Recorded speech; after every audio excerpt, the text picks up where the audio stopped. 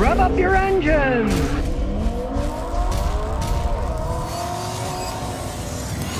Today I'm going to tell you the truth about radiator sealers for use in your car. Do they really work? Throughout the history of cars, people have attempted to fix them by adding some type of sealer. An Australian mechanic showed me years ago what they did in the outback. They're kind of in the middle of nowhere. They see they got a little radiator leak. They go to the first store they could stop at and they would buy some coarse pepper. And they poured the pepper in the radiator, and it actually could stop the leaks in the old metal radiators. And I remember years ago in Houston, I used to buy a great radiator sealer that was made in Oklahoma, and it said, warning, contains organic material. Well, they weren't joking, because the guys at the old Charlie's Hilo Auto Parts store, they sold the stuff and they said, you're not kidding, one time a rat got in and it ate a whole bunch of the sealer, and they didn't find any dead rats, so I guess the rat liked the organic material and ate it. Hopefully it didn't seal up the rat. But I don't advise you to experiment with organic materials like pepper in your radiator. If your radiator split wide open, has a hole, especially with modern plastic radiators, if this plastic is really old and brittle, even if a sealer's put in, fixes one crack, hey, the whole thing's cracking and eventually it'll start leaking. It's not safe to drive it that way. But often they leak on the crimps, because even though they call them plastic radiators, they're actually plastic and aluminum. The cooling fins are all made out of aluminum. And if it's leaking there, the sealer can often get between the aluminum and the plastic where it's crimped and stop the leak entirely. But how do you know which one to try? Well, I've been fixing cars for the last 52 years. And nobody's telling me to hawk their products. Nobody's paying me to tell you this is better than that. It's just experience. Ages ago when I was a young mechanic, we used the same company, Bars Leak.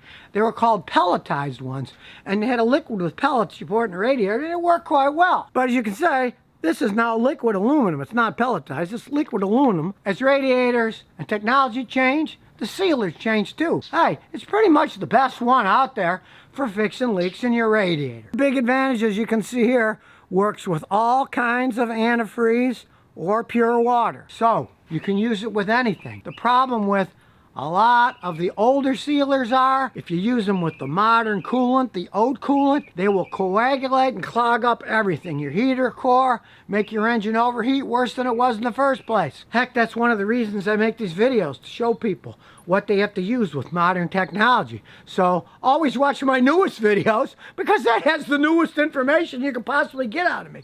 Yeah, I've been doing it for 52 years, but some of the old stuff that used to work doesn't work. And this newer stuff, hey, it actually does work. Simple to use. When the engine is cool, you just take the radiator cap off and pour the stuff in. Now, I don't need to pour it in here because it's not leaking, but that's all you have to do with this stuff. But let me give you one big warning. Yes, it works on all kinds of coolant or pure water. It's not going to clog things up that way. But never, ever use any type of sealer, this one included, if you've got dirty, rusty, corroded coolant in your vehicle. The first thing you want to do is flush out your cooling system. I got a whole video on that. Then put the sealer and the coolant in. It's the same if, say, you got a leaking rear main seal on your engine. You don't want to pull the transmission off to replace that engine rear main seal for the engine oil. If that's leaking, the first thing you would do would be change the oil and filter. Then you put a good sealer in. And for that, I use this AT205 reseal. It's often hard to find. It's made in Chicago, but Amazon sells it, so anybody can buy it if they really want to get a hold of it. But you want to put it in clean oil, not dirty, because the clean oil has less friction in it. This is going to work longer, and since it's clean oil, you're going to leave it in longer for the whole cycle. So let's say you got a small radiator leak. As long as your coolant's clean enough, you just pour the stuff in and drive. And you leave it in. You don't have to take it out. It mixes perfectly fine with it. I've been using this stuff for years, and I don't have any problems with it. If you have a physical leak in your radiator, this can often seal it for years. I've had customers that I put the stuff in, 3 years later, it's still not leaking. Well, of course, when it's time to change your coolant again, then you'd have to add another can with a new coolant. But hey, if it lasted that long, man, you're getting your money's worth. But let's say you got a head gasket leak, the worst kind, where the head gasket on your engine either burning coolant and you get white smoke coming out of the tailpipe, or you see coolant leaking between the head and the block. If you see coolant way down here where the head bolts to the block, down here, under here, or on the other side, which you really can't see much of here, but you'd have to look under with a flashlight. That means that the head gasket is leaking between the head of the engine and the block. On many cars today, it's going to cost you well over $1,000, some of them $4 or $5 grand to replace it. It's a very expensive repair. And for that, you need a special sealer. This is much more complicated if you want to do it right. The other stuff, you just pour it in, drive it, away you go. But head gaskets, it's a completely different game because the radiator pressure, if it's leaking, is like 15 pounds per square inch. The head gasket seals the engine compression when the gasoline fires with the spark plugs to the outside world or to the cooling system. And that can be well over 1,500 pounds per square inch when the spark plugs fire. So it's a lot harder to seal. Now, I've been using the seal up stuff for decades. It used to be made up the street in Conroe, Texas, but they got bought out by a company called Blue Magic, so now it's Blue Magic Seal Up. Used to be Cargo Seal Up, but it's the same stuff. And what the main ingredient is, as you can see here, contains sodium silicate, known as liquid glass. Now, sodium silicate is a compound that really can seal leaks. It's almost instantaneous. I've had cars where I put this stuff in the correct way. Once I started that engine, within 5 minutes, the white smoke would stop coming out of the tailpipe and it would stop that leak in the head gasket. But it's more complicated. Don't listen to anyone else's directions because it's a lot of baloney. Anything that has sodium silicate in it, the first thing you have to do is flush all of the coolant out of your engine and remove the thermostat. This stuff has to be used with pure water. But if you do have a blown head gasket, realize it might cost you thousands to fix it. So it's worth spending a few hours flushing it all out, then putting just this in and pure water. You can let the car sit and idle for half an hour, then shut it off, cool down for half an hour, start it up. You can do that 5 or 6 times because the sodium silicate only works when it gets about 105 degrees Celsius. It's got to be warm inside for it to work. If it doesn't get hot enough, it won't work. It's got to get hot enough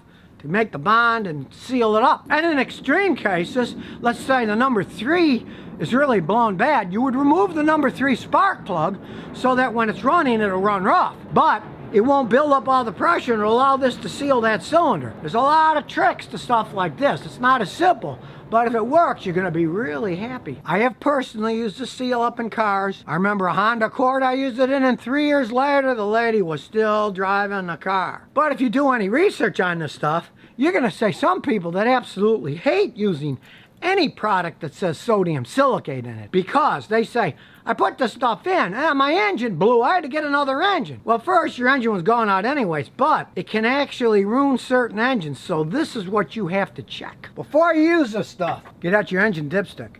Make sure that the oil is full, not really overfull, because if it's overfull, that generally means water's in it. Or if it's really full of water, this will be all foamy and you'll see water bubbles on it. You'll know you now have radiator coolant inside your engine oil. Now, if you do have radiator fluid mixing with your engine oil, that means that you put the sodium silicate in your radiator, it's gonna get some of it into your engine oil, which you never want to do because sodium silicate works super fast, like I said. Sometimes within 5 minutes, they stop smoking when I use it. In warfare, guys used to use sodium silicate to destroy engines. Let's say you're abandoning your tank. They would just have to pour like a gallon of the sodium silicate into the engine oil, and when the engine started up, that silicate locks the bearings up and the engine's just frozen and won't work anymore. So if you have coolant in your engine oil, don't try using this or any sealer that says contains sodium silicate. There's a lot of them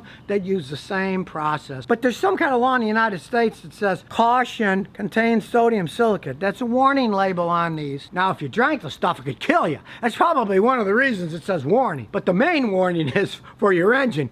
You never want any of the sodium silicate to get mixed with your engine oil. Because if you do, yes, it can destroy your engine. And that's why some guys try this stuff, they don't check, they got coolant going into their engine oil. When they put this in, it can destroy your entire engine. There's no arguing that. But thankfully, head gaskets can blow in many ways. Often, they blow between the head gasket and the cooling system, or the cooling system on the outside of the engine, where you see the coolant leaking outside, and the oil galleys inside the head, those seals are still working. So in that case, yeah, you can use the sealer. It won't hurt anything. But if you're getting coolant water into your engine oil, don't ever use any of these sealers that say contain sodium silicate, because then you're taking a big gamble. Your engine might lock up.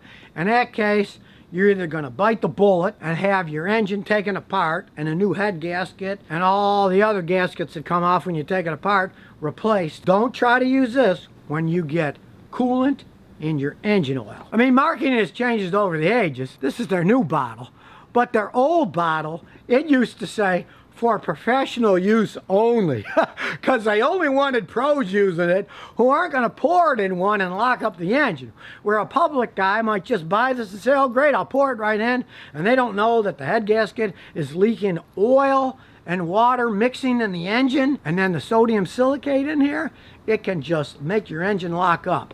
The bearings will just lock right up if they get sodium silicate on it. Because the sodium silicate sealer, hey, it can be a genie in a bottle. But it can also be a bad genie that doesn't give you your wishes, but gives you your worst enemy, a blown engine, if you pour it in when the water's leaking into the engine oil. So now you know, when used correctly, different types of sealers can be used to fix different types of leaks in your engine's cooling system. But do use them in a correct manner. And since this is Mechanic Monday, I'll be giving away a bunch of these seal-ups. To have a chance to win, place a clean, non-offensive comment in the YouTube comments below, and a winner will be chosen randomly by computer to attempt to seal a blown head gasket for about $10 instead of a few thousand. So if you never want to miss another one of my new car repair videos, remember to ring that bell.